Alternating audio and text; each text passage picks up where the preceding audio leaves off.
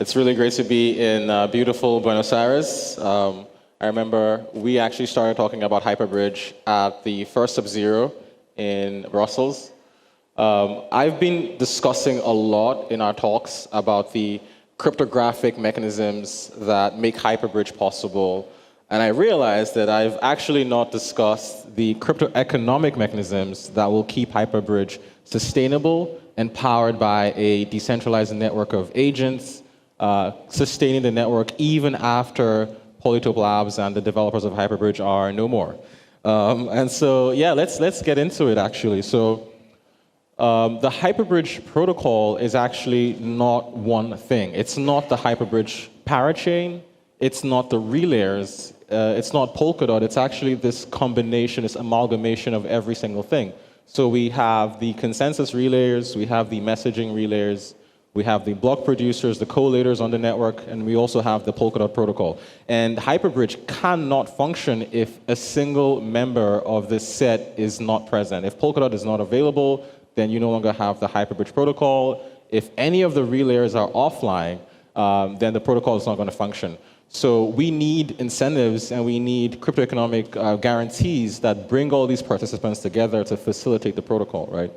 So a very, very high-level overview of how I like to think about Hyperbridge, especially if you're familiar with the OSI model, you know, especially for TCP, you have your infrastructure layer, the physical link, you have the application layer, you have the presentation layer. And so we've actually sort of replicated this model for cross-chain interoperability.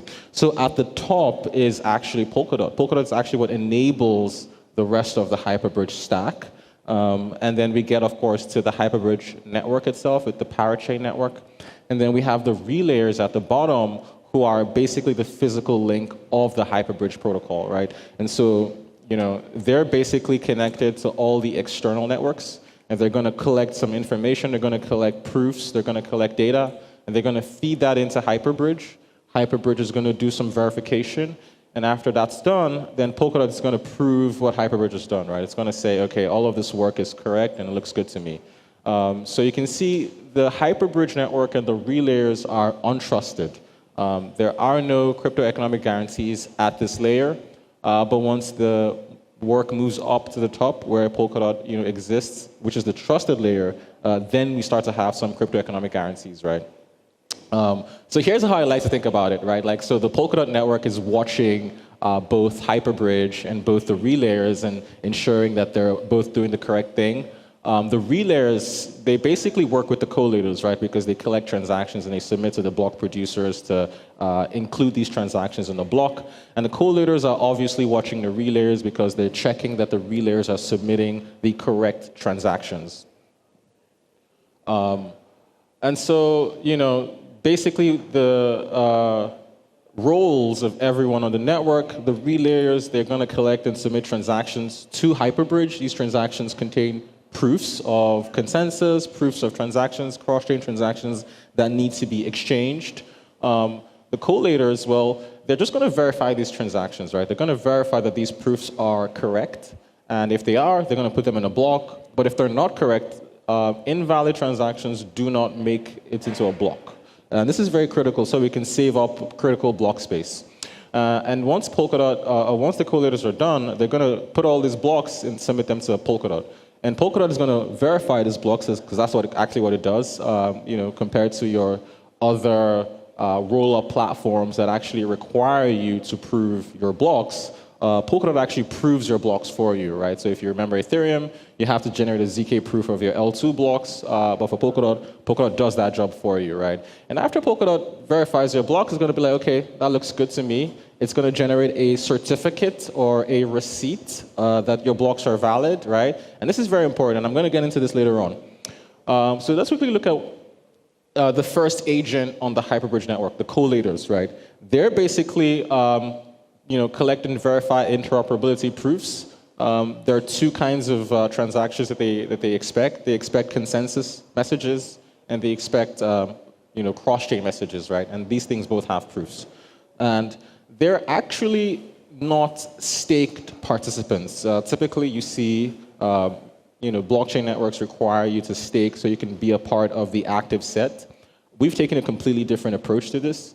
Rather than requiring some stake, we require a small bond in, of course, the bridge token, just so you can be eligible to be a collator.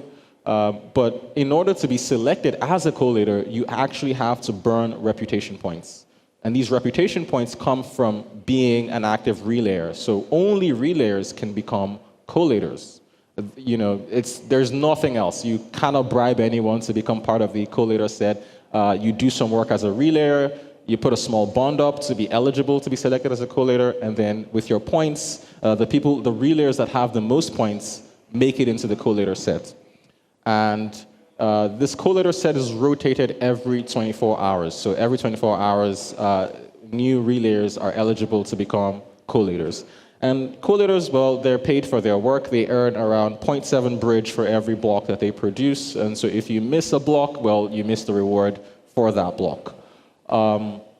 Moving on to consensus relayers. So consensus basically forms the foundation of cross-chain messaging, right? We need to see that the cross-chain transactions have been finalized, and for that we need consensus proofs. But the problem is blockchains are constantly producing blocks, especially modern slot-based blockchains, right? Even if there's no transactions, they keep producing blocks, which means a hyperbridge has to stay up to date with these blocks in order to verify new cross-chain transactions. And so consensus relayers are just basically constantly submitting consensus messages of these blocks, even if there's no transactions, right? Simply keeping the hyperbridge blockchain up to date. And so they don't also pay any transaction fees to do this. Consensus relayers are, in fact, paid by the hyperbridge protocol, right? They are incentivized by the hyperbridge protocol to submit these transactions. They're paid in bridge tokens to do this. And so consensus relayers are constantly earning bridge tokens. And we'll move on to the messaging relayers as well. So, you know, just a very high-level overview. You have some external blockchain that's producing blocks. You have consensus relayers who sit in the middle of this blockchain and hyperbridge. And what's going to happen is it's going to collect all these proofs of newly finalized blocks. It's going to submit these proofs to hyperbridge, and the hyperbridge protocol is going to give them some bridge tokens as incentive. So this keeps this ensures that consensus relayers are always online and are always ensuring that new messages are able to be exchanged with all the different blockchains. And so we have messaging relayers, and they're also, you know, very similar in function to consensus relayers, but they specialize in submitting cross-chain transactions. So when hyperbridge learns of newly finalized blocks, the relayers are actually going to look at the previously finalized block, and they're going to scan in between these blocks and see if there's any new cross-chain messages that can be submitted to hyperbridge. And once they see that, well, they're going to submit these messages and their proofs to the hyperbridge blockchain, right? And the difference here, though, is that messaging relayers are not going to be paid all the time for this. In fact, it's the case that they have to pay hyperbridge to submit these messages. Users, applications, they're going to dispatch cross-chain messages from any blockchain. They're going to put stablecoins, attach some stablecoins to these messages. Messaging relayers, they're going to see this message, they're going to bring them to hyperbridge, and then hyperbridge will allow them to withdraw these stablecoins. And they may have to pay the hyperbridge blockchain if some target of message processed has been exceeded. But if not, the hyperbridge blockchain is actually going to incentivize them. It's going to pay them in bridge tokens for this job. And this is just to incentivize people to keep their messaging relayers online so that, you know, anytime there's new messages, there's always someone to relay these messages. So similarly, with the consensus relay, you have some external blockchain. You have the messaging relayers that sit between this blockchain and hyperbridge. And essentially, they just collect messages and they submit them to hyperbridge. And hyperbridge will either pay them in bridge tokens if the target for message process has not been met, or they have to pay hyperbridge in the bridge tokens, just so hyperbridge can also start to accumulate some tokens for revenue. And so we briefly see the requirements for running these relayers and running these collators. Relay software is very lightweight. All it does is it makes RPC queries to blockchain nodes. And so you don't really need a lot of compute or RAM for this. You can get away with like a 4-core CPU. You can really get away with like a 2 gig RAM machine because it's also written in Rust, so it's very memory efficient. You can probably get away with like a 20 megabyte bandwidth, especially if you are co-locating your RPC nodes. But if you're querying RPC nodes over the internet, maybe go for a higher bandwidth. And really, your major cost is your RPC provider subscription. So maybe something like Alchemy or something like QuickNode or I don't know, Anchor, where you can then query all the proofs and everything directly from full nodes that are provided by these services. So it's very, very cheap to run a relayer. And this is kind of how we see interoperability being scaled, because a lot of people are going in the opposite direction, using ZK proofs that are very expensive to generate, and of course have very high operating costs. But with Hyperbridge, you can see the costs are ridiculously low, right? And so for the collators, for block producers, it's a bit higher because you have to essentially run a local Polkadot relay chain as part of the collator software. And this, of course, is also pretty huge. I think Polkadot archive is around 3 terabytes. So I think 4 terabyte SSD is good enough. You'd, of course, need a very high bandwidth machine to communicate with the Polkadot relay chain and submit your blocks fast enough. And this should basically work out to around $200 a month. Of course, if you host it locally, with a home staker node, then this cost obviously becomes nothing. And so we just basically look at Polkadot, right? So what does Polkadot's role in Hyperbridge? Well, Hyperbridge is a Polkadot parachain that acts as this co-processor for all this cryptographic proving that needs to happen for cross-chain messaging. But the proofs of this co-processor actually comes from Polkadot, right? And the cryptographic certificate, which I talked about earlier, of the Hyperbridge blocks is produced by the Polkadot validator set. And really, this certificate is just cryptographic signatures, digital signatures coming from the active validator set of the Polkadot network. And really, I think the insight here is that blockchains are just kind of like multisigs, right? The validator set is a giant multisig.